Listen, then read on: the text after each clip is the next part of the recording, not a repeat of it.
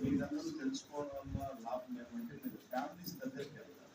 You are having a rapport to consult with a family.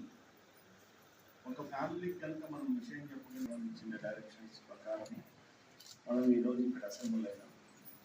ఈ అసెంబ్లీలో రావాల్సిన main units education department main అది CWC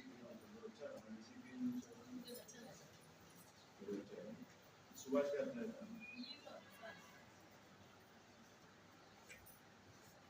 సిడబ్ల్యూసికి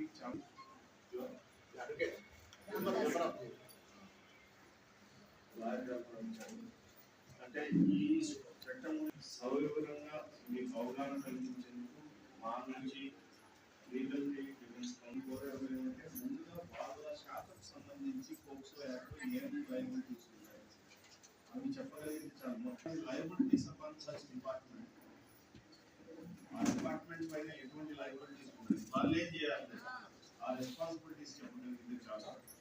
అందుకను ముందుగా